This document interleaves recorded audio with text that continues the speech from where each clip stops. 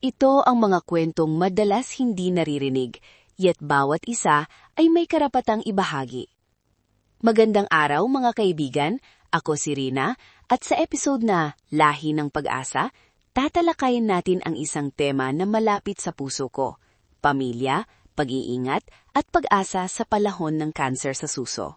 Bago tayo magsimula, gusto kong sabihin kung ano ang matatanggap ninyo ngayon. Konkretong payo sa murang screening, simpleng paliwanag tungkol sa heredity, at isang tunay na kwento ng pamilya na naging lakas sa harap ng takot. Ngayon, ipakikilala ko ang ating mga bisita. Una, si Maya, isang ina at survivor na sumasalaysay sa amin ng kanyang karanasan. Maya, salamat sa pagdating.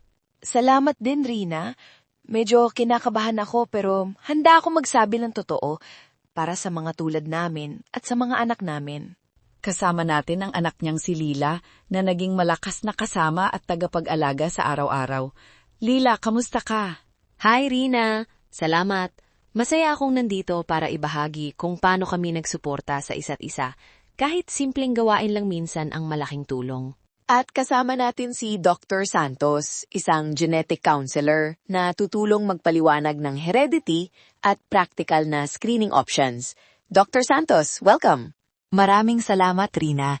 Nandito ako para magbigay ng malinaw, praktikal na impormasyon, walang jargon, at may mga konkretong hakbang na pwede agad simulan ng pamilya. Maya, simulan mo na ang kwento. Paano ninyo nalaman ang diagnosis at ano ang unang ginawa ng pamilya?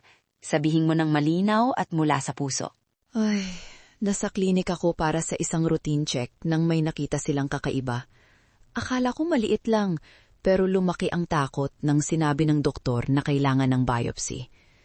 Nang lumabas ang resulta, tumibok ang puso ko. Positive. Parang natupok ang mundo ko sandali, pero naalala ko ang anak ko. Kaya ko ito, ang bulong ko sa sarili. Naalala ko pa yung gabi na nag-research ako habang umiiyak.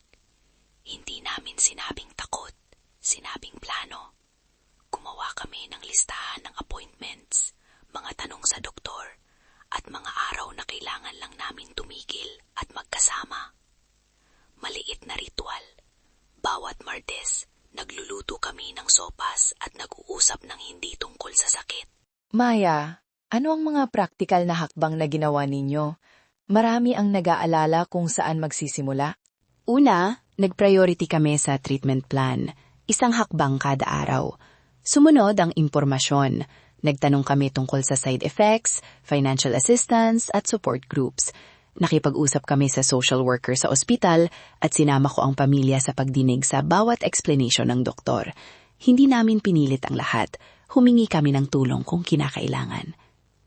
Bago tayo lumalim sa heredity, isang maikling paalala. Kung nakakaramdam ka ng takot o anxiety habang pinapakinggan ito, huminga lang. May mga aksyon na pwede mong simulan ngayon. Dr. Santos, maari mo bang ipaliwanag ng simple kung ano ang ibig sabihin ng heredity sa konteksto ng cancer sa suso? Siyempre, sa pinakasimpleng paraan, heredity o namamanang risk ay kapag ang ilang gene changes na maaring magtaas ng posibilidad ng cancer ay namamana mula sa pamilya. Hindi lahat ng cancer sa suso ay namamana.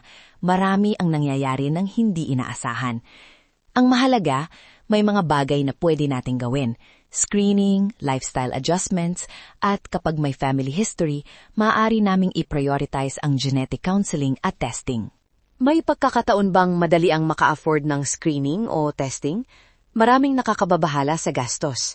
May mga murang options. Clinical breast exams sa barangay health centers o primary care, mammograms na may subsidized programs sa mga government hospitals, at ultrasound para sa mas batang kababaihan. Genetic testing ay karaniwang mas mahal, pero may mga subsidized programs o research initiatives na nagbibigay ng suporta. Ang unang hakbang, kumonsulta sa primary care o sa isang genetic counselor para malaman kung kailangan ng testing o sapat na ang mas simpleng screening. Kung may family history ng maraming kaso ng cancer o mga kaso sa murang edad, mas mahalaga ang follow-up.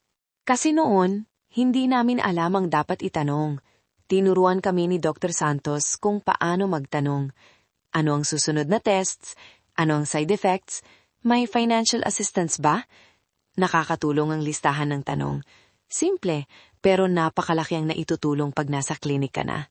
At emotional support, napakahalaga. Sa amin, may oras para umiyak, may oras para tumawa. Nag-set kami ng maliit na rituals para hindi kami tuluyang malunod sa takot. Halimbawa, tuwing may chemo session, nagdadala ako ng playlist na paborito ni Mama. Simpleng bagay pero nagbibigay ng normalcy. Ngayon, practical checklist para sa mga nakikinig. Isang madaling gabay na pwede ninyong gawin sa loob ng isang buwan. Dr. Santos, pwede mo bang ilista ng malinaw ang 3 unang hakbang? Oo.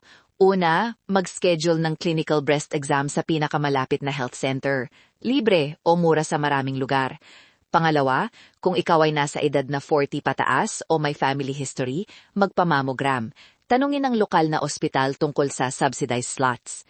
Pangatlo, kung may maraming kaso sa pamilya o maagang edad ng diagnosis, mag-seek ng genetic counseling para malaman kung pamilya-wide ang dapat gawin. Karagdagan, humingi ng tulong sa social services para sa financial counseling at sumali sa support group. Hindi ka nag-iisa. Minsan, simple lang. Tawag sa health center, tapos may appointment ka na. Huwag hayaang takot ang magdikta. Ipaalala sa sarili na ang pagkuha ng informasyon ay kapangyarihan. Para sa mga anak at taga-suporta, makinig ng higit. Huwag agad magbigay ng solusyon kung ayaw ng kausap. At mag-alok ng practical na tulong, like sabay pumunta sa check-up o magdala ng pagkain. Minsan ang presensya lang ang pinakamalaki. Bilang recap, tandaan natin ang 3 susi.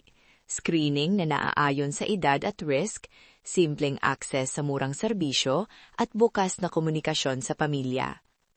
Kung nagustuhan ninyo ang episode, paki-subscribe ang aming channel para makatanggap ng mga susunod na kwento at praktikal na gabay. Bago tayo magtapos, isang huling tanong sa inyo. Ano ang paalala ninyong pinakamahalaga sa mga nakikinig na yon? Maya, simulan ka. Huwag matakot humingi ng tulong. Kahit maliit na tanong, itanong. Ang pag-asa ay hindi nagmumula sa pag-iwas sa takot, kundi sa pagharap dito ng may kaalaman at suporta. At huwag kalimutan, may araw din nakakatawan ka. Tumigil, huminga, at magliwanag sa paraan mo. Kahit maliit na ritual lang. At mula sa akin, kumilos batay sa impormasyon, magpa-check, magtanong sa health professional at gamitin ang mga lokal na resources. Prevention at early detection ang pinakamabisang hakbang natin ngayon. Bilang pagtatapos, as we end today, let us remind you that even in the hardest moments, hope is always within reach. Hope is stronger than fear. Screen share, survive. Maraming salamat sa pakikinig. Huwag kalimutang mag-subscribe para sa mga susunod na episode. Hanggang sa muli mga kaibigan.